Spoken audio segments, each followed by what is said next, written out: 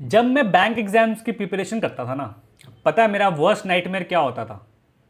कि paper easy नहीं आ जाए। पेपर अगर टफ आया तो आई नो मैं फोड़ दूंगा, लेकिन अगर पेपर इजी आ गया ना तो बहुत सारे परमुटेशन कॉम्बिनेशन हो जाते हैं। एक लक फैक्टर इन्वॉल्व हो जाता है कि कुछ सिली मिस्टेक्स हो गया तो रिबाउंड का मौका नहीं है। तो ये दिक्कतें आती है अगर पेपर इजी हो जाता है। तो अगर बात करें आरबीआई असिस्टेंट की, पेपर इजी आया है एंड 100% है कि काफ़ी लोगों को ये दिक्कतें फेस हुई होगी। जब रिजल्ट आएगा तब फेस करेंगे शायद। Those who don't know me, I am Sumit Agarwal, ex banker, IBPS PO and presently working at Smart Kid as a reasoning faculty.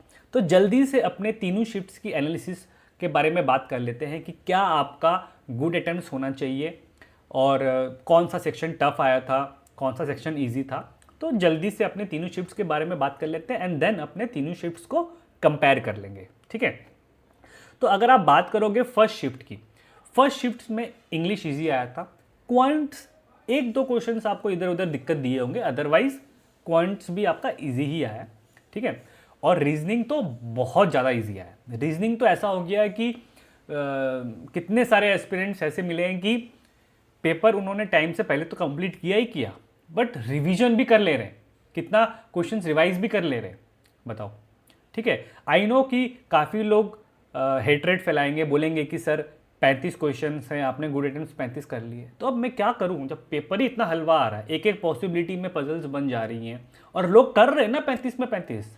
अब वैकेंसीज तो ऐसी ही नहीं है कि 65,000 वैकेंसीज है या 10,000 वैकेंसीज है, ऐसी तो है नहीं।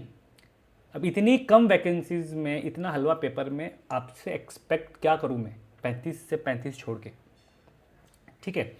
तो अगर आपके good attempts, total good attempts बोलूँ मैं शिफ्ट वन में, तो आपके 93 मेरे हिसाब से शिफ्ट वन में गुड अटेम्प्ट्स रहेंगे, ठीक है।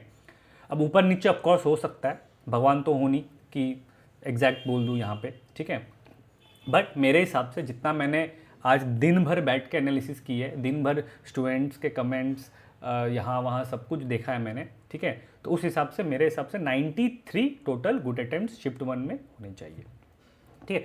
अब अगर बात करें शिफ्ट टू की, शिफ्ट टू में इंग्लिश के जो गुड अटेम्प्ट्स हैं वो 28 रहेंगे, क्वांट्स के 32, रीजनिंग के 30। अब टोटल अटेम्प्ट्स बोलेंगे तो 90, ठीक है।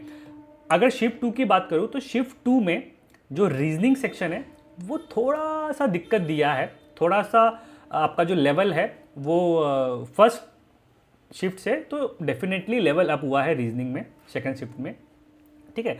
बट बाद बाकी दोनों सेक्शंस का अगर आप बोलो तो सेम सेम सा ही रहा है, ठीक है। अब अगर बात करें हम लोग शिफ्ट थ्री की, शिफ्ट थ्री में जो इंग्लिश पार्ट है, इंग्लिश पार्ट थोड़ा सा दिक्कत दिया है कंपेयर टू बाकी शिफ्ट्स, ठीक है। और जो क्वांट्स और रीजनिंग सेक्शंस है वो दोनों ही इजी इजी से रहे हैं। रीजनिंग बहुत इजी नहीं कि फर्स्ट शिफ्ट जितनी, बट इजी ही रही है, ठीक है। तो इसके अपने टोटल गुड अटेम्प्ट्स 90 पकड़ के चलेंगे, ठीक है। अब अगर अपने नॉर्मलाइजेशन की बात करें तो देखो, आरबीआई ने 11 अप्रैल को क्या किया है कि जो 3 शिफ्ट में पेपर हुआ है ना, इन्होंने क्या किया है, 2 सेक्शन को बहुत इजी रखा है, एक सेक्शन को थोड़ा सा लेवल अप कर दिया। अगर आप शिफ्ट वन में देखोगे तो आपका लेवल अप हुआ है किसमें, हल्का सा क्वांट्स में, मतलब सेम ही है बट हल्का फुल्का क्वांट्स में, ठीक है। और शिफ्ट टू में अगर आप देखोगे तो रीजनिंग में लेवल अप हुआ है, ठीक है। और शिफ्ट थ्री की बात करोगे तो इंग्लिश में लेवल अप हुआ है। 3 शिफ्ट तीनों में अलग अलग सेक्शंस में लेवल अप हुआ है, ठीक है। एक तो ये चीज़ है, ठीक है। अब अगर बात करें हम लोग कट ऑफ की, ठीक है। अगर कट ऑफ की बात करें तो देखो, कट ऑफ की जो लास्ट टाइम जब लास्ट जो आरबीआई असिस्टेंट का पेपर हुआ था, अगर आप उसकी स्टेट वाइज कट ऑफ देखो, ठीक है।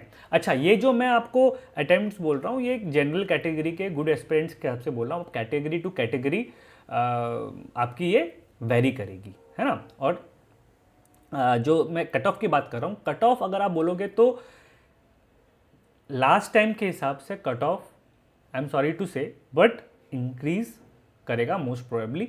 कोई कोई स्टेट्स छोड़ के जहाँ पे वैकेंसीज इंक्रीज हुई है वहाँ वहाँ छोड़ दो, ठीक है। वो इक्का दुक्का तिक्का स्टेट्स ही है, ठीक है।